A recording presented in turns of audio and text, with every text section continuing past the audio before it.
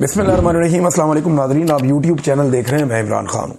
एक बयानिया बनाया गया पाकिस्तान में और बार बार बनाया गया।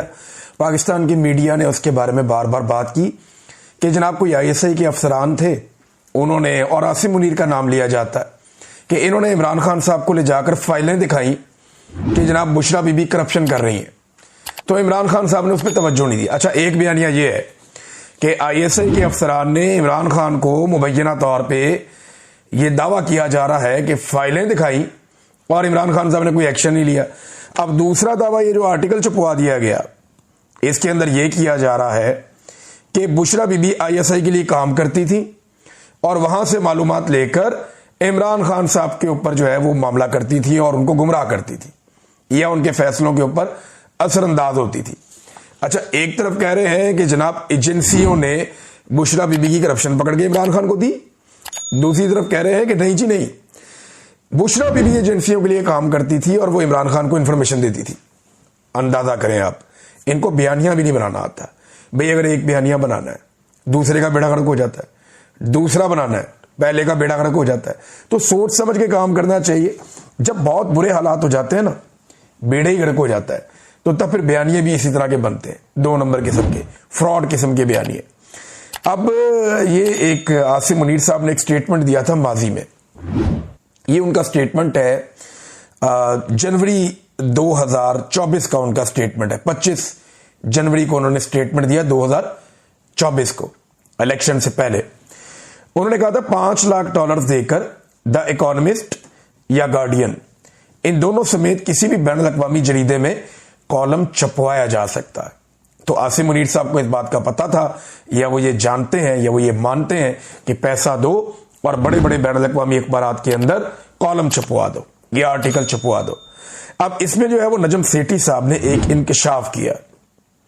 नजम सेठी साहब कहते हैं कि ये जो इकोनॉमिस्ट के अंदर नहीं लिखा गया आर्टिकल, इकोनॉमिस्ट बहुत बड़ा एक जरीदा है, वो ये कहते हैं उसका एक डिजिटल प्लेटफॉर्म है, और वाकई है भी यही है कि 1843 ये जो डिजिटल प्लेटफॉर्म है 1843, इसमें ये छाप दिया गया है। और नॉर्मली यहां पे इस किस्म की चटपटी खबरें जो हैं वो छाप दी जाती हैं। अच्छा, इस खबर को संजीदा जरूर लिया जाता है अगर 1-2 दिन जो मुसन्निफ हैं, जो खातून हैं जिन्होंने ये आर्टिकल लिख के वहां पे छाप दिया, अगर वो खामोश रहती तो। लेकिन वो आ गई मीडिया पे, उन्हें मौका मिल गया, वो मीडिया पे आई, मीडिया पे आके उन्होंने बातचीत शुरू कर दी। एक तो उनका सारा पहले ही ये मामला खुल गया कि PMLN के साथ उनके दरीना ताल्लुकात हैं और उनकी हमदर्दियां नून लीग के साथ हैं। मरियम नवाज के बारे में बड़े अच्छे उनके ट्वीट्स हैं, PMLN को वोट करो, इसको वो रीट्वीट करती रही हैं। तो उन्हें PMLN बतौर पार्टी बहुत पसंद है। और यहां मुबैना तौर पर कुछ लोग ये भी कह रहे हैं कि 2017 में इलेक्शन से पहले जब PMLN का दौर था, ये खातून कोई फंड रेजिंग के लिए गई थी, इन्हें कोई एक पोर्टफोलियो भी मिला था और ये बरतानिया गई थी और ऑफिशियल इनका विजिट था, इनको हेड बनाया गया था एक पूरी एक टीम का। तो वहां पे भी इनका मामला आया और सोशल मीडिया के अंदर ये सारी चीजें आ रही हैं। हाई कमीशन ने इनके हवाले से कुछ चीजें डिलीट भी की हैं, ये भी दावा किया जा रहा है। अच्छा, जब ये खातून को सुना ना, तब कुछ चीजें मजीद सामने आ गई। एक तो ये बात सामने आ गई कि इन्होंने ये जो सारी खबर बनाई है या आर्टिकल लिखा है, ये काम अब से शुरू नहीं हुआ। ये गुज़िश्ता साल जब बुशरा बीबी इमरान खान साहब की रिहाई के लिए एक तहरीक लेकर निकली थी, ये मामला तब शुरू हुआ था नवंबर में। और तब इन्होंने इसके ऊपर काम शुरू किया था कि अगर ये मामला आगे बढ़ता है तो ये आर्टिकल हम छाप देंगे। लेकिन फिर जरूरत नहीं पड़ी, 26 नवंबर हो गया, कत्लेआम, मामला किसी और तरफ मुड़ गया, बाद में जरूरत नहीं पड़ी। और अभी क्योंकि 27वीं आईनी तरमीम है, तो मुझे ऐसा लगता है कि 27वीं आईनी तरमीम से जो असल मसला उससे तवज्जो हटाने के लिए, असल मसला क्या है? असल मसला यह है कि पाकिस्तान के सदर ने और पाकिस्तान के आर्मी चीफ ने दोनों ने ताहयात इस्तिस्ना ले लिया है। और उलमा इकराम, जो जय्यद उलमा इकराम है, उनके बकौल ये अमल गैर इस्लामी और गैर शरई है, यानी इस्लाम में इसकी गुंजाइश नहीं है। हमारे आर्मी चीफ ने और हमारे सदर पाकिस्तान ने, आसिम मुनीर साहब और जरदारी साहब, इन दोनों ने ताहयात इस्तिस्ना आईन के अंदर ले लिया है, जबकि ना इस्लाम इसकी इजाजत देता है, ना शरीयत इसकी इजाजत देती है। ये गैर इस्लामी है। गैर शरई है, और ये मैं नहीं, जय्यद उलमा इकराम कुरान और हदीस की रोशनी में बता रहे हैं। अब इससे तवज्जो हटाने के लिए अदलिया का भी बेड़ा गर्क कर दिया, पल्ले ही कुछ नहीं बचा अदलिया के। तो इन चीजों से तवज्जो हटाने के लिए मुझे लगता है कि ये मामला मोड़ के इस तरफ लाया गया और ये आर्टिकल बेटैमा ही छाप दिया गया, और पाकिस्तान के मीडिया को सबको मजबूर कर दिया गया कि जनाब ये आर्टिकल छप गया है 1843 में, ये जो डिजिटल प्लेटफॉर्म है इकोनॉमिस्ट का वहां पे, तो आप उठा के सब इसके ऊपर भरपूर किस्म की कवरेज करें। तो खोदा पहाड़ निकला चूहा। जब ये खातून का इंटरव्यू किया गया, चंद चीजें पता चली कि पिछले साल बनाया था, अब छाप दिया गया। फिर पता चला कि जनाब इसके अंदर जो फैक्ट्स हैं वो उन्होंने सोशल मीडिया से और दूसरे मीडिया से, इधर उधर से जो पाकिस्तान में चेमगोइयां होती हैं वहां से उठाए। जब उनसे पूछा गया सबूत लेकर आओ, सबूत उनके पास था कोई नहीं। अब नईम हैदर पंजूता साहब एक उभरते हुए सियासतदान है, नौजवान है, वो बैठे हुए थे एक शो में, उन्होंने जितने सवाल किए बीबी के पास एक भी जवाब नहीं था। मैं देख रहा था कि एक बेबसी थी, वो साबित नहीं कर पा रही थी कि जो उन्होंने लिखा उसको वो उसको प्रूफ नहीं कर पा रही थी। तो अब पाकिस्तान तहरीक इंसाफ के पास मुझे लगता है कि ऐसा एक मौका है, या इमरान खान साहब की फैमिली के पास, कि वो इस मामले को लेकर बरतानिया की अदालत में केस कर सकते हैं। क्योंकि ये स्टोरी जो है वो इसी तरह के छापी गई है कि वहां से ये बात, वहां से ये बात, वहां से ये बात, अपने तौर पे कोई ऐसी तहकीक वो नजर नहीं आ रही, या कुछ सबूतों की बात की गई हो कि हमारे पास सबूत है, इसके कुछ दिखाई नहीं दे रहा, भी उसने ये कह दिया, उसने ये कह दिया, वहां से ये पढ़ दिया, यहां से ये पढ़ दिया। ये इस किस्म की स्टोरी है। लेकिन इसके अंदर क्योंकि एक बदनामी हुई है, इसको एस्टेब्लिश करके, यानी दो मरहलों में होगा। सबसे पहले ये होगा कि अदालत में ये केस किया जाएगा कि जनाब ये हमारे साथ किया गया, पहले इसके ऊपर आप देखें कि ये डेफेमेशन है। तो जब अदालत कहेगी जी बिल्कुल डेफेमेशन है, तो फिर उसको कहा जाएगा कि अब आपने ये इल्जाम लगाए, ये साबित करें। तो ये इल्जाम कैसे कोई साबित करेगा, होते उनके पास तो वो अदालत में बता देती, लेकिन अदालत में भी वो कुछ बताने में कामयाब नहीं हुई, बल्कि नाकाम हुई। तो नाज़रीन, एक और चीज यहां पे सामने आती है। आसिम मुनीर साहब को जब डीजी आईएसआई के ओहदे से हटाया गया, तो ये बात इमरान खान साहब ने भी बताई थी और जुल्फी बुखारी ने भी बरतानिया में यह बात कंफर्म की थी। उन्होंने ये कहा था कि जब आसिम मुनीर साहब को डीजी आईएसआई के ओहदे से इमरान खान साहब के दौरे हुकूमत में हटाया गया, तो उन्होंने बुशरा बीबी से बात करने की दरख्वास्त की थी कि मेरा बुशरा बीबी से राब्ता करवाया जाए। अब राब्ता इसीलिए ना, वो बातचीत हो जाए, मेरी गुरस्ता मेरा बच जाए, ओहदे से हटाया जा रहा है वो ना हटाया जाए। लेकिन बुशरा बीबी ने मुलाकात नहीं की, या मुस्तरद कर दिया मुलाकात की, जो एक उनकी दरख्वास्त थी उसको। अब उसके बाद आप देखेंगे बुशरा बीबी के खिलाफ इस निजाम में पूरी एक नफरत है। ये जो आर्टिकल नादरीन अभी आपने पढ़ा, इससे मिलती जुलती चीजें जब मैं आईएसआई की कैद में था तो उन्होंने मुझे भी दी थी, बल्कि उसके अंदर पॉइंट्स उन्होंने मुझे लिखवा के, बल्कि खुद लिख लिख के दिए थे। उन्होंने कहा था जी इसके ऊपर आपने पूरी एक वीडियो बनानी है इन पॉइंट्स के ऊपर। मैंने कहा जी मैं जानता ही नहीं इन बातों को। तो इस तरह की बहुत सारी चीजें आईएसआई के लोग मजबूर करते थे कि आप लोग ये बोलें, ये स्टेटमेंट आप दें। मैंने वो स्टेटमेंट नहीं दिया, लेकिन वो इससे मिलता जुलता ही था कि जनाब वो जादू करती हैं, तो वो टूना करती हैं, तो उनको जो है उनका एक तरीकाकार है वो, और बहुत गंदी बातें इसके अलावा भी थी जो इस आर्टिकल में भी नहीं है, बहुत सारी गंदी बातें। तो वो उस वक्त मुझे मजबूर कर रहे थे कि ये बात कहो। तो उससे मुझे अंदाजा हुआ कि ये आईएसआई के लोग जो है, या इनको कहा गया है या ये खुद से कर रहे हैं, ये बुशरा बीबी पर बहुत गुस्से में है और ये एजेंसी उनके बहुत खिलाफ है। उस वक्त मुझे इस बात का आइडिया हुआ था। चंद चीजों का जिनका मुझे आइडिया हुआ, ये हुआ कि बुशरा बीबी के ये लोग बहुत खिलाफ हैं। एक, मुझे पता चला कि अरशद शरीफ के केस में बहुत डरे हुए हैं। दूसरा, ये जनरल फैयद हमीद और इमरान खान साहब, इन दोनों के बड़े खिलाफ हैं, और जनरल फैयद हमीद पे कोई बहुत गुस्सा है ये मौजूदा एस्टेब्लिशमेंट को। तो भाई वो आपस की लड़ाई है, लड़ो आपस में जितना मर्जी। जनरल फैयद हमीद भी कोई आसमान से उतरा हुआ तो नहीं था, वो भी सियासी मुदाखलत करता था, वो भी गंद मारता था। मैं कहता हूं जनरल फैयद हमीद को करप्शन की बजाय और बाकी चीजों की बजाय सियासत में मुदाखलत पे बदतरीन सजा देनी चाहिए, और ऐसी मिसाल कायम करनी चाहिए कि उसके बाद आने वाले जितने भी डीजी आईएसआई हैं उनको भी लपेटो। यानी नदीम अंजुम साहब ने भी सियासत में बदतरीन मुदाखलत की है, इनको भी पकड़ो और ये बाकियों को भी पकड़ो। लेकिन अगर जनरल फैयद हमीद तक ये मामला रुकना है तो ये नहीं होना चाहिए, ये फिर मामला आगे बढ़ना चाहिए, पीछे भी जाना चाहिए। सबको पकड़ो, इनकी कब्रों के ट्रायल करो। ये जो जर्नैल पाकिस्तान को मार्शल लॉ लगा लगा के बेड़ा गर्क करके गए ना, जिन्होंने पाकिस्तानियों को जंगों के अंदर झोंक दिया, गैरों की जंगों में, और आग लगाई पूरे पाकिस्तान में, इन सबसे आज भी जवाब मांगा जाना चाहिए। तो बहरहाल बुशरा बीबी पे गुस्सा तो बहुत था, ये तो मैंने फील भी किया था, और अब एक आर्टिकल भी आ गया आपके सामने। लेकिन इससे फर्क क्या पड़ा? इमरान खान साहब की इज्जत को कोई फर्क पड़ा? तो बजाहिर ऐसा कुछ नहीं हुआ। ये आज 3.5 साल हो गए रजीम चेंज ऑपरेशन को, 3.5 साल से भी ज्यादा हो गए। अगर मामला बार बार घूम के इमरान खान साहब की खानगी जिंदगी पे ही आता है, तो जाओ भाई जाके अडयाला जेल में माफी मांग लो इमरान खान से, और क्या करना है। यानी अगर घूम फिर के मामला बार बार इमरान खान साहब की खानगी जिंदगी, उनकी निजी जिंदगी, उनकी बीवी, इन मामलात पे ही आना है, तो भाई जाके इमरान खान से माफी मांग लो। आपको इस लेवल की घटिया लड़ाई लड़ना जेब ही नहीं देता, ये होना ही नहीं चाहिए, इसकी कोई गुंजाइश ही नहीं होनी चाहिए।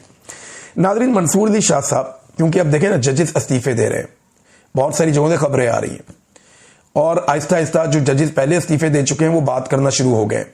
वुकला के अंदर एक बेचैनी पैदा हो रही है पाकिस्तान के। इसके बावजूद खैबर पख्तूनख्वा जब इन्हें दोबारा इक़्तिदार लेने का मौका मिला तो ये एहतजाज का मिलिट्री एस्टेब्लिशमेंट के जरिए से ना सिर्फ इक़्तिदार में आए कर रहे हैं, बल्कि मरते दम तक इन्होंने जबर, फस्तायत, जुल्म, ये वो मोमेंटम जो पिछले साल चोरी, वो बहुत ऊपर चला गया। तमाम चीजों की हमारी, अब सुहेल अफरीदी कोशिश कर रहे हैं कभी वो यूथ के पास जाता, अल्लाह रब्बुल इज्जत उनके लवाहिकीन को सब्र अता फरमाए, मालाकंड साइड पे गए, लेकिन यहाँ पे एक बड़ा अजीबोगरीब किस्म का मामला खड़ा हो गया सुहेल अफरीदी के साथ। ये मामला मेरे ख्याल में खबर जो ब्रेक की थी ना, बाकी लोग भी, हमारे जर्नलिस्ट हैं राजपूत, मुख्तलिफ इलाकों में खबर शायद उन्होंने ब्रेक की थी, और जलसों में कुछ और साथियों को कह रही थी उन्होंने ब्रेक बढ़ रही है कि इरफान सदीकी साहब का इंतकाल गंडापुर के दौर में चल रहा था सेनेट का इजलास, पंजाब से भी बेशुमार लोग आए थे। इन साथियों ने, कुछ लोगों ने ये कह दिया जी वो इंतकाल कर गए, लेकिन लोगों की अली अमीन गंडापुर में वो दिलचस्पी नहीं, साफी दूसरी तरफ से कहना शुरू हो गए रहना बहुत मुश्किल है।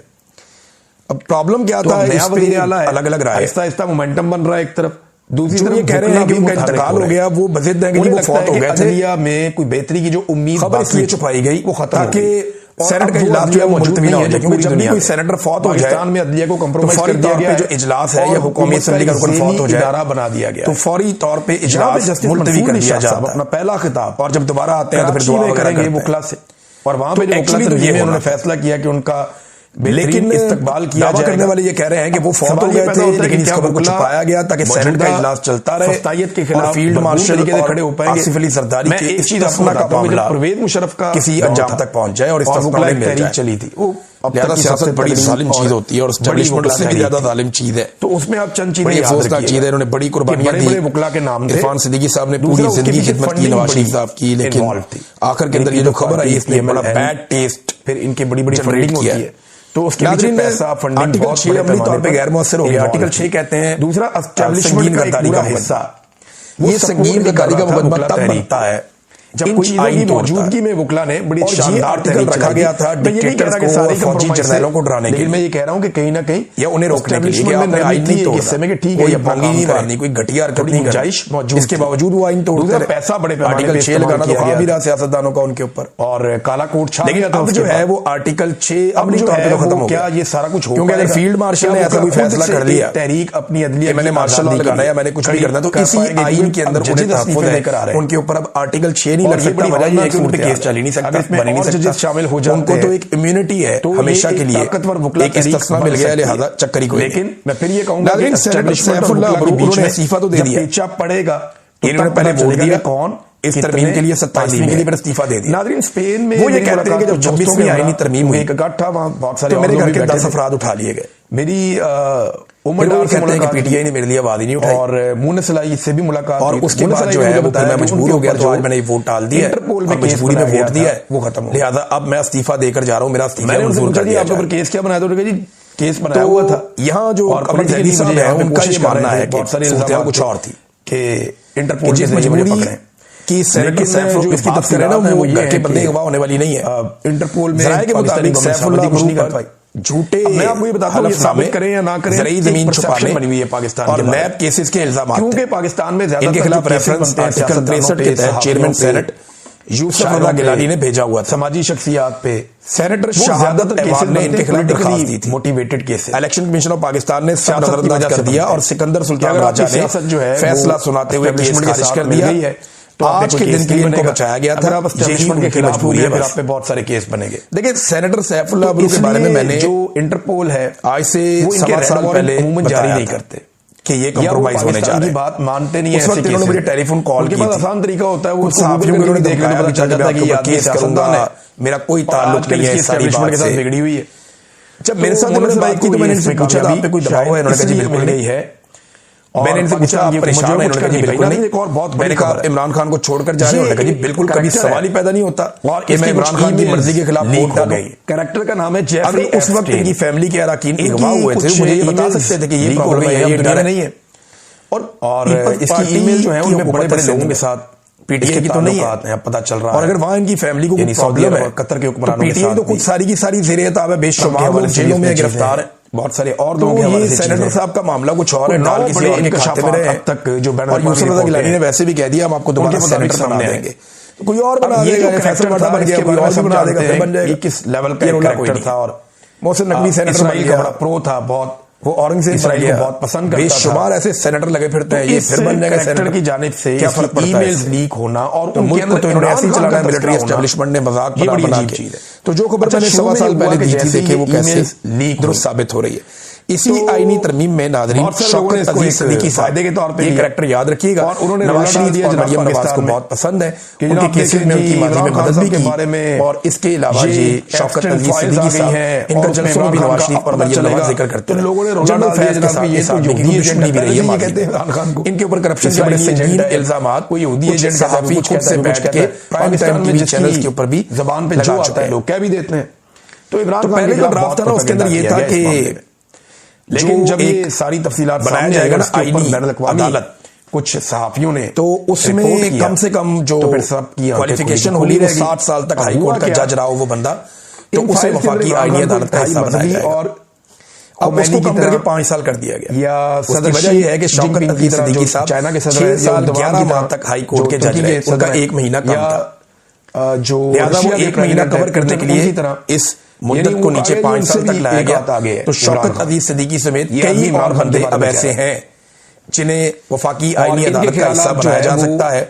लिहाजा ये तरीकाकार है इनका, नफरत की हद तक तकलीफ देते हैं। उसको इन्होंने कागज का ऐसा टुकड़ा समझ लिया है कि जो इनकी ख्वाहिश है उस पे लिखे हुए को क्या बना देते हैं। लीक ईमेल में सीटों वालों को जब आप 2/3 अक्सरियत देंगे तो फिर उनसे आप जो मर्जी होने वाली 31 जुलाई जुबैर साहब ने बड़ा ईमेल्स के मुताबिक बताया। उन्होंने कहा जी कि उन्होंने लिखा एक आदमी का जो पाकिस्तान में इमरान खान उर्दगान उसने इस रजीम को कहां तक पहुंचा दिया और पार्टी सिंबल भी ले लिया, अमन के लिए बड़ा खतरा है। पूरा 2024 का इलेक्शन छीन इमरान खान के धांधलियां कर दिया को वाकई बुरी खबर लीग को इंस्टॉल कर दिया गया जिसने सिर्फ 17 सीटें जीती थी। ये भी 26वीं तरमीम पास जेफरी एप्स्टेन जो है इनके बारे में ये लॉज जो है वो पास कर दिए गए कि ये मुसाद की ईमा पर 27वीं अमेंडमेंट भी कर दी गई के साथ इनका वो ये कह रहे हैं कि चलता रहता for all fair of one man Imran Khan who has been in jail करेंगे इमरान खान साहब की हुकूमत कैसे गिरी और क्यों गिरी। ये सारा कुछ इमरान खान के डर की वजह से किया गया। खान साहब को पहले दिन से ही दौरानिये में नापसंद कर जेल के अंदर रहा।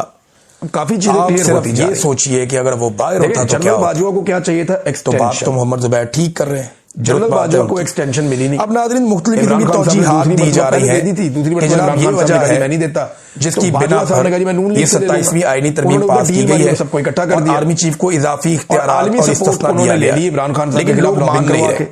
प्रॉब्लम यह है कि ये जो बुज़दिली का टैग है वो लग गया दीवार, किसी भी जर्नैल पे कभी नहीं उनकी हुकूमत गिरा दी गई, बल्कि किसी एक फौजी की सफाई के ऊपर भी चल नहीं पा रहा। अभी दोबारा फौज का जो सफाई है वो भी ये टैग कभी बर्दाश्त नहीं करता।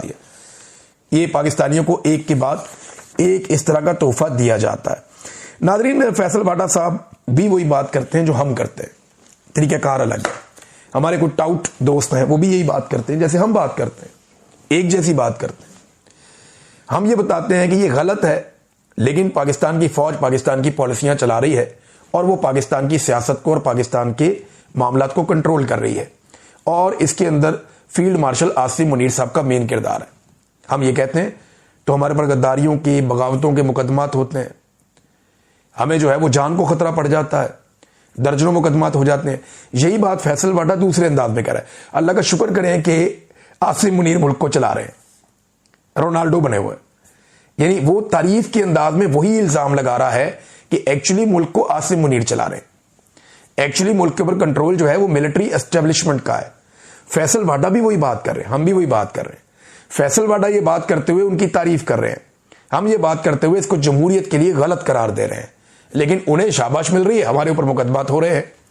तो मिलिट्री एस्टेब्लिशमेंट का प्रॉब्लम यह है कि वो ये कहते हैं कि हमने कंट्रोल करना है सारी चीजों को, लेकिन इसको एक्सेप्ट किया जाए। अगर आप इसकी तारीफ करें, इसे एक्सेप्ट करें तो बहुत अच्छा है, लेकिन अगर आप ये कहें कि ये गलत हो रहा है, ये गैर जमहूरी है, ये गैर आईनी है और आप कानून और आइन से खिलवाड़ कर रहे हैं, तो इसके ऊपर उनका रद्द-ए-अमल आता है। असल कहानी सिर्फ इतनी है। लेकिन एक बात याद रखें, चीजें चाहे हम रिकॉर्ड पे रखें, चाहे दूसरी तरफ जो लोग हैं वो रिकॉर्ड पे रखें, चीजें रिकॉर्ड पे आ रही हैं। अब तक के लिए इतना ही। अपना ख्याल रखिएगा, अपने इस चैनल का भी।